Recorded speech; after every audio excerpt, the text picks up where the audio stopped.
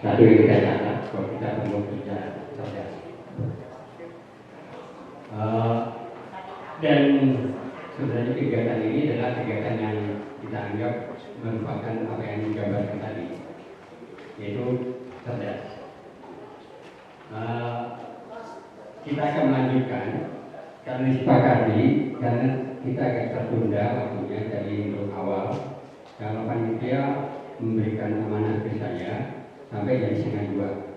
Jadi karena kita di awal juga terlambat, jadi bisa disepakati kita sampai jam 2. Karena supaya teman-teman yang dari daerah yang sudah hadir juga bisa menyampaikan kesiapan mereka di dalam hal validasi dan mobilisasi. Ya. Setidaknya kita juga bisa menghasilkan suatu keputusan yang benar-benar bisa kita laksanakan setelah ini. Untuk pembicara lanjut, saya sudah memperkenalkan di awal tadi. Kita persilakan kepada Pak Mayor Jenderal TNI Purnawirawan Deddy Budiman sebagai pembicara ketiga. Silakan Pak Deddy. Publik kampus saya di sini, karena semua yang terhormat dan yang lainnya di belakang ada senior saya. Terima kasih hadir. Ada yang dari Garut, dari senior saya, jauh-jauh dari Garut. Terima kasih hadir Mas Yono, terima kasih hadir Bapak Ibu yang kami muliakan. Berkat rahmat dan karunia Allah Subhanahu wa taala. Alhamdulillah kita dalam keadaan sehat walafiat. Alhamdulillah. Saya yakin kegiatan ini didengarkan oleh rekan-rekan kita dari kepolisian maupun dari TNI. Alhamdulillah, kalau ada saya senang, saya undang duduk di sini. Jadi kalau ada teman-teman dari kepolisian, dari TNI dan intelijen, saya sangat bersyukur. Silakan hadir di sini kalau berani. Karena kapan itu kita waktu diskusi panel awal-awal pembentukan FKP 2B, kita undang Kapolda, kita undang Pangdam,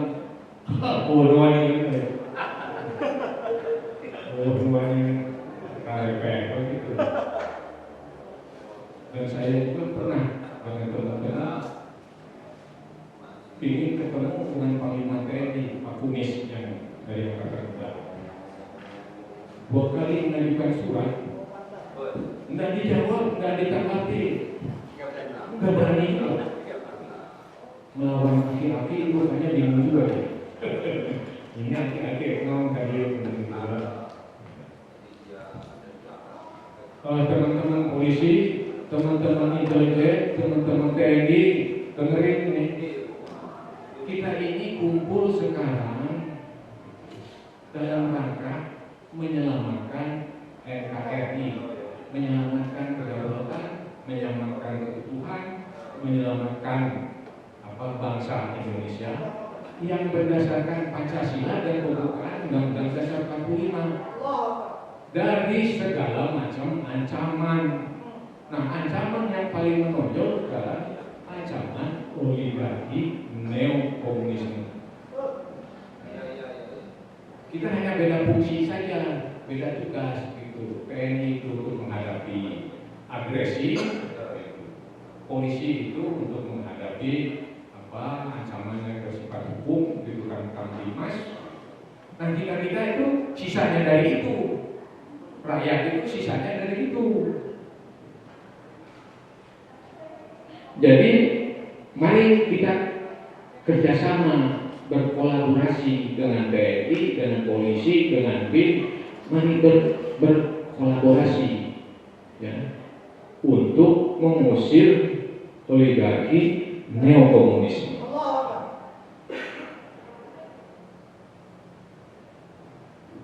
Sebelum melanjutkan, saya coba lagi cerita. Kalau di tentara gitu kan, untuk bertempur menyerang itu ada sasaran pokok, ada sasaran antara. Untuk mencapai sasaran pokok tuh sasaran antara harus diselesaikan dulu. Gitu kalau tentara. Nah, begitu sasaran antara sudah diselesaikan, itu ada kegiatan konsolidasi dan mobilisasi untuk melanjutkan ke sasaran pokok. Ini di tentara biasa kehidupan. Begitu menyelesaikan sasaran antara, kita konsolidasi dan mobilisasi. Intinya dari konsolidasi dan mobilisasi ini membaca kekuatan kita ini tinggal berapa, kekuatan lawan ini berapa. Ini kan perintahnya juragan Sun Tzu, kan begitu. Kita harus baca kekuatan lawan, kita harus baca kekuatan sendiri. 1000 kali perang, 1000 kali menang, itu kata Sun Tzu. Nah, doktrin tentara, kalau dia sak batalion lawan kita, doktrinnya itu di tentara harus 3 batalion. Itu untuk melawan 1 batalion itu kita harus 3 batalion. Tapi menurut Sun Tzu, benar nggak ngomong saya Sun Tzu ini? Itu 1 berbanding 5 menurut teorinya Sun Tzu. 1 batalion kita yang nyerang ini 5 batalion. Terus lagi dalam membaca kekuatan ini, lawan kalau ada artileri medan, nah kita juga harus punya artileri medan. Kalau lawan punya kavaleri, kita juga harus punya kavaleri. Kalau lawan punya pesawat udara, helikopter, kita juga harus punya pesawat udara dan helikopter. Itu doktrinnya itu seperti itu. Nah, berdasarkan itu kita mobilisasi, kita organisir ulang gitu, pasukannya akan merebut sasaran pokok ini, kita organisir ulang berdasarkan tadi bacaan-bacaan kekuatan lawan dan kekuatan sendiri. Diorganisir ulang atau dimobilisasi di situ, baru melakukan pertempuran berikutnya, gitu kan? Nah, kita juga kan seperti itu ya. Dulu tahun 45 kan menghadapi penjajah,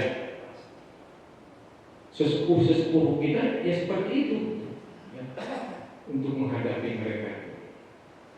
Ada konsolidasi, ada mobilisasi. Makanya zaman Pak Dirman kan daerah-daerah ditoto ya berdasarkan kompartemen strategis dibikin. Pak Dirman seperti itu. Nah, sekarang ada penjajahan lagi gitu ya. Dulu dijajah oleh Belanda, sekarang dijajah Musang, dijajah Musang dan kawan-kawan, Musang dan Leo, Cina ya, Cina dan lainnya naga. Ekonomi itu kan yang menjajah kita bidang ekonomi itu kan Singaparna utangnya paling besar itu kan dari Singaparna ya, bukan dari Musang, bukan. Nah, seperti itu penjajah kita. Selanjutnya, nah berdasarkan itu kita harus berbuat apa? Kan gitu, berbuat apa? Kita sedang dijajah. Ancaman apa namanya? Bidangnya segala macam. Tadi sudah dijelaskan bidang ekonomi, bidang politik sekarang, ya. bidang hukum yang paling menonjol kan itu ya, ekonomi, hukum, dan apa namanya tadi, politik, ya politik, ekonomi, hukum yang paling menonjol kita. Nah, untuk menghadapi politik kita juga perlu kekuatan. Untuk menghadapi ekonomi perlu kekuatan. Menghadapi hukum juga perlu kekuatan.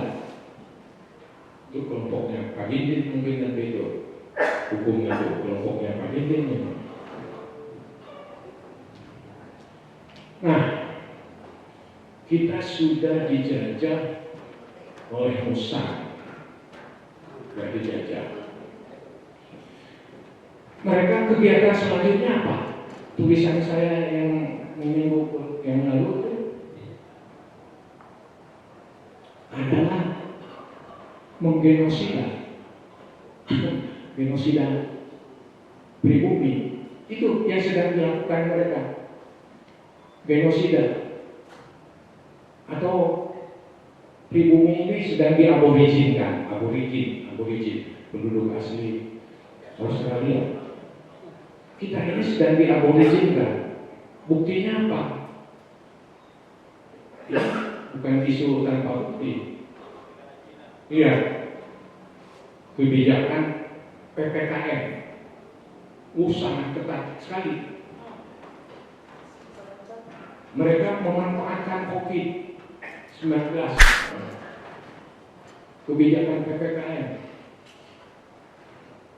keluar mati kena COVID, diam di rumah, mati kelaparan. Ini bukti. Kalau nggak salah ada 100 ribuan yang almarhum. Saya juga sempat kena COVID. Baru satu kali 24 jam saya kabur dari Guspira.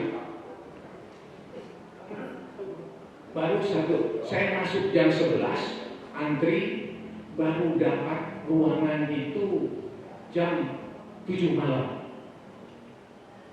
Terus maghrib itu jam berapa? Sekitar jam 17 lebih ya, 18 lebih. Kebetulan tetangga kamarnya ada yang meninggal. Nah, sedang dikremasi, sedang ditotok, dimasukkan peti, pintu dibuka. Saya kabur. Kabur sampai membawa ini apa? Infus. Infus ini tanda saya akhirnya ditangkap sama satpam di situ. Mau kemana? Saya mau cari minum di situ. Saya mau cari makan. Saya udah pesan dari jam 1 minuman dan makanan, nggak dikirim-kirim. Saya di Dusiranya kasih makan hanya sekali, makan siang, minuman hanya 3 aqua kecil sehari semalam. Dan aku kalau tinggal di sini di Dusira terus bisa mati. Makanya saya kabur. Kaburlah, alhamdulillah sekarang masih bisa ketemu. Teman-teman yang lainnya masuk besoknya meninggal, masuk besoknya meninggal. Saya alhamdulillah masuk besoknya saya kabur. Ini bukti bahwa COVID-19 dengan kebijakan-kebijakan PPKM adalah bentuk genosida. Nah, silakan aja rejim mau bawa saya, gitu kan? Ini benar. Yang kedua, karena utang banyak, kita dimiskinkan. Tadi bukti ada berapa ribu yang gantung diri. Ini bentuk genosida, upaya genosida, ya, dimiskinkan dengan naikkan pajak, naikkan apa, dengan PHK, akhirnya gantung diri. Akhirnya bentuk genosida juga. Berikutnya apa bentuk genosida? Catat Pak Polisi. Kita diadu domba. buzzer RP, rejim menggunakan buzzer RP ini, kita diadu domba, di segala macam. Supaya apa? Supaya terjadi perang saudara. Nah, kalau udah perang saudara, Bumi Putra ini banyak yang bergelimpangan. Ini persis kelakuan ini di Australia terhadap aborigin. Begitu. Ini langkah yang sedang dikerjakan oleh mereka. Bapak Ibu mau nggak diaborijinkan? Kan nggak mau ya. Nggak mau. Nah, berikutnya apa yang harus dilakukan? Ini yang penting. Apa yang harus dilakukan oleh kita-kita ini? Yang tadi salah satunya konsolidasi dan mobilisasi. Konsolidasi dan mobilisasi yang paling pokok itu baca kekuatan kita, baca kekuatan mereka. Apa yang harus dilakukan? Yang harus dilakukan oleh kita. Tadi beliau kan sudah bilang ada yang revolusi, ada yang evolusi. Kalau saya namanya konsep silaturahmi nasional. Silaturahmi nasional. Nah, bagaimana silaturahmi nasional ini? Saya setahun yang lalu silaturahmi nasional sudah saya bikin dan sudah saya sosialisasikan ke tokoh-tokoh politik, ke tokoh-tokoh ormas, ya, ke tokoh-tokoh masyarakat. Saya sudah sosialisasikan ke tokoh DPI, ke tokoh PKS, ke tokoh Muhammadiyah. Udah saya sosialisasikan konsep silaturahmi nasional. Jadi untuk menghadapi ini kita perlu menyatukan kebijakan dan strategi. Menyatukan kebijakan dan strategi. Kebijakan dan strategi. Atau lebih gampangnya kita harus punya tujuan dan tugas-tugas. Mungkin lebih gampang dicerna ya. Tujuan, tugas-tugas. Atau visi, misi, kebijakan dan strategi. Nah, silaturahmi nasional itu seperti apa? Ya, bentuknya. Kebijakan menggalang kekuatan di semua aspek kehidupan. Aspek kehidupan kan ideologi, politik, ekonomi, sosial, budaya, teknologi, psikologi, hukum. Nah, itu harus disatukan. Menggalang kekuatan, harus digalang kekuatan. Kekuatan itu kan diperlukan. Ada di Al-Quran juga yang kita harus membentuk kekuatan itu ada kiai. Menggalang kekuatan di semua aspek kehidupan untuk menyelamatkan keutuhan dan kedaulatan NKRI yang berdasarkan Pancasila dan pembukaan Undang-Undang Dasar 45. Kenapa pembukaan? Karena batang tubuhnya itu udah gak waras. Makanya saya pembukaan aja dari Pancasila. Dari ancaman, dari segala ancaman. Ancaman yang paling menonjol sekarang apa? Oligarki neokomunisme. Oligarki neokomunisme. Bukan rejim ancaman kita. Yang nunggangin rejim itu, gitu loh ya kan? Yang paling pokok, ya. Yang nunggangin rejim itu. Kalau yang nunggangin rejimnya udah pergi, nah, udah selesai acara. Bapak itu udah lemah, gitu. Kapten kapal pasti lemah dan kawan-kawan. Kalau yang nungganginnya ini udah kabur. Guna untuk apa? Untuk mewujudkan tujuan nasional yang merdeka, bersatu, berdaulat, adil dan makmur. Itu kebijakan strateginya. atau itu visinya, atau itu tujuannya. Saya tanya, tujuan nasional yang merdeka, bersatu, berdaulat, adil dan makmur bisa tercapai enggak dengan Undang-Undang Dasar 45 palsu? Enggak akan tercapai. Jadi salah satu tugas kita, ya, misinya,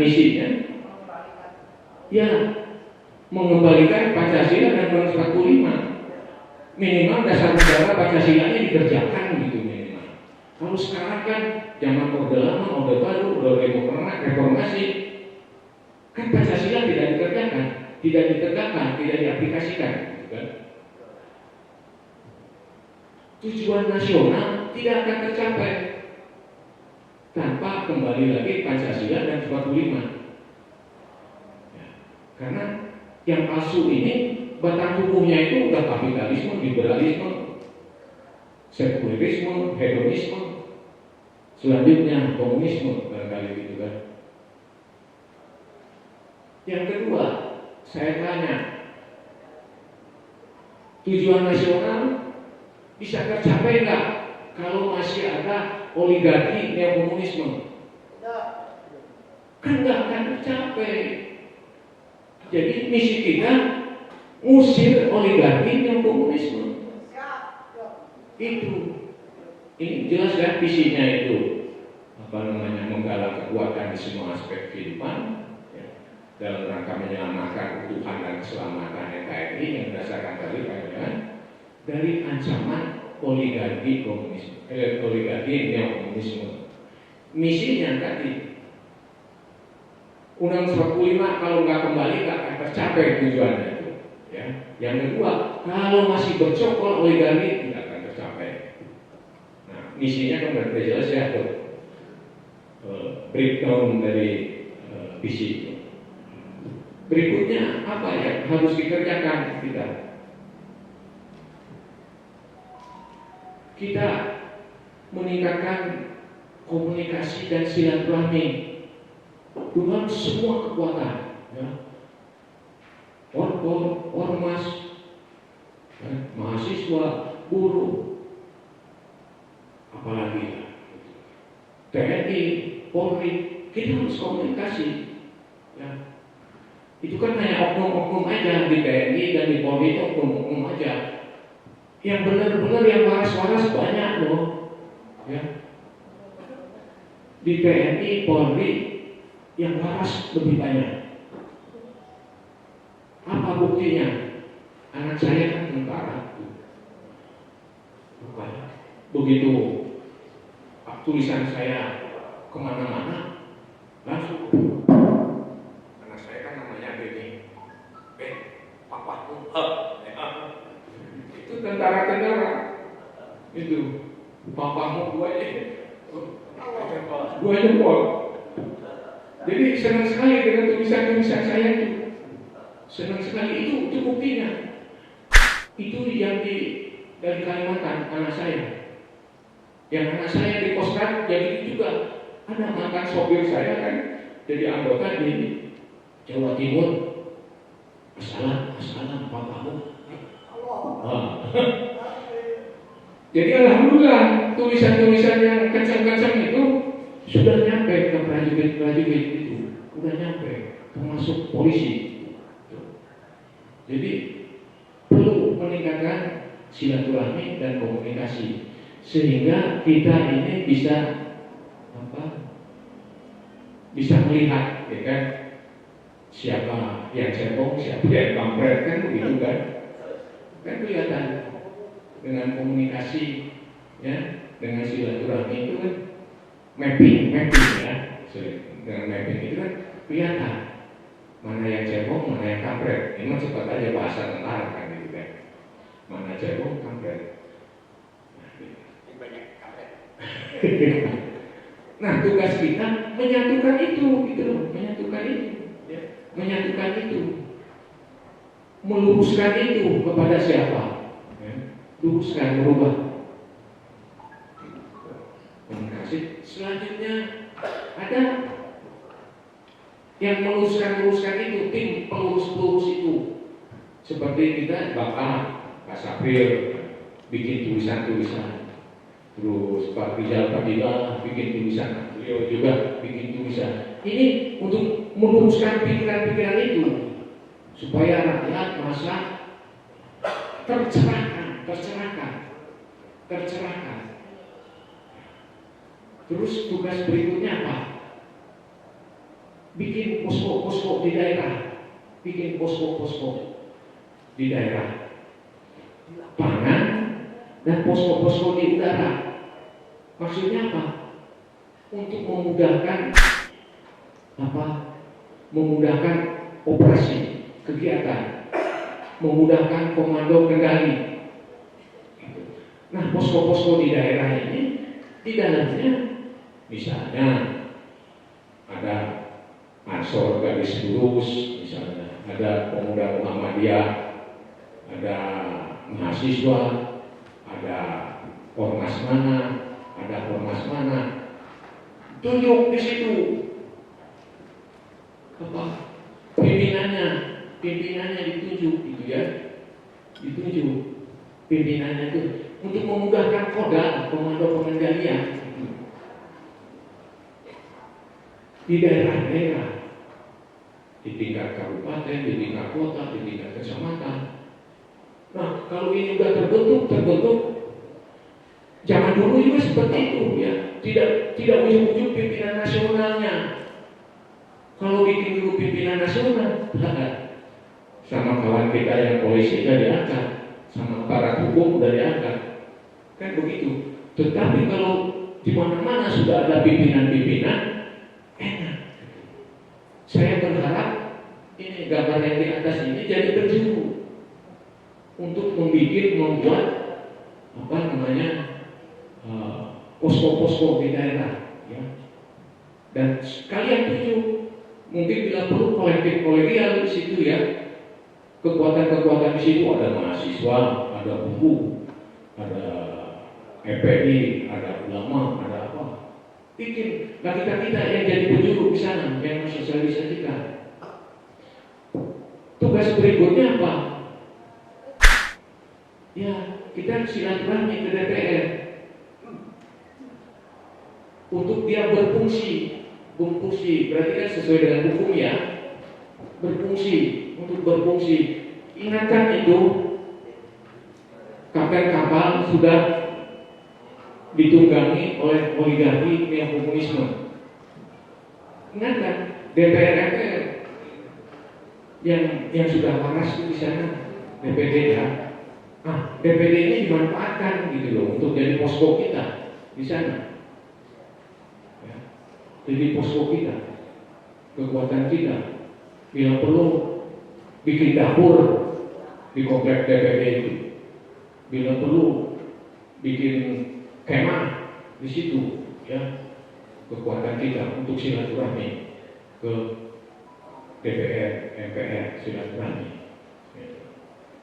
Maksudnya apa? Untuk meluruskan kapten kapal itu. Udah tahu kapten kapalnya? Nah, Bapak, itu kalian ini sedang menggendong oligarki, sedang ditunggangin oligarki. Mengingatkan. Kalau nggak bisa diingatkan, kira-kira kalau MPR berfungsi, kan diturunkan sesuai dengan ini, ya, sesuai aturan hukum.